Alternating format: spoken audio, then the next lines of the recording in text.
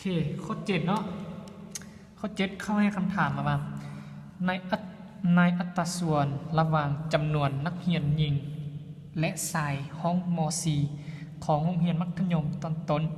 แห่งหนึ่งเท่ากับ7/9และรู้ว่ามีนักเรียน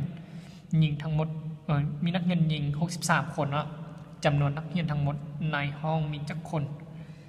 ตัวนี้ตอบเท่า1 4 4ข้อขอเท่ากับ112ข้อขอเท่ากับ81ข้องอเท่ากับ79นะ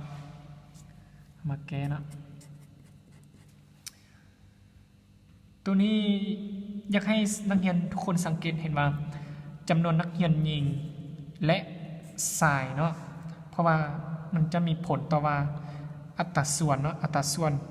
หญิงต้องขึ้นก่อนเนาะเพราะว่าอัตราส่วนเด็กนักเรียนหญิงและนักเรียนชายต้องอยู่ตำหลังเนาะแสดงว่าเขาไปวางอย่างนี้ก่อนวางอีกแมนนักเรียนหญิงเนาะวายแมนนักเรียนชายเนาะโอเคแสดงว่าเขาจะว่าอัตราส่วนระหว่างจำนวนนักเรียนหญิงส่วนและนักเรียนชายเนาะแสดงว่านักเรียนหญิง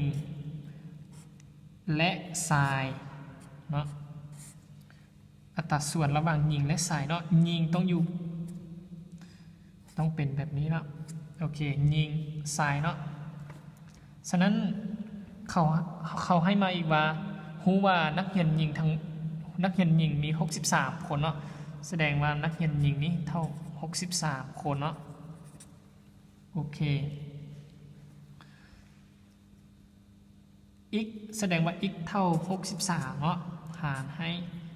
y เท่ากับ7/9เนาะจะได้เป็นเท่าไหร่ y เท่ากับ63คูณ9ส่วนให้7เนาะโอเคเท่ากับ81แสดงว่า y เท่ากับ81ตัวนี้เป็นนักเรียนชายเนาะยังบ่แม่นนักเรียนทั้งหมดเนาะเพราะว่าเขาเจ้าถามนักเรียนทั้งหมดแสดงว่านักเรียนทั้งหมดแมนเอานักเรียนหญิง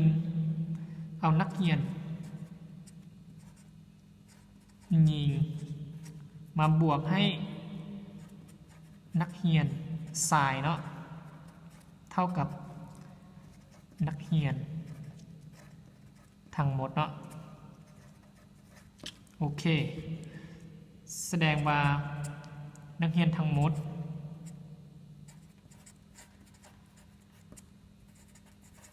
เท่ากับนักเรียนหญิงก็คือนักเรียนหญิงเท่ากับ63คนเนาะบวกให้นักเรียนชายก็คือ81เท่ากับ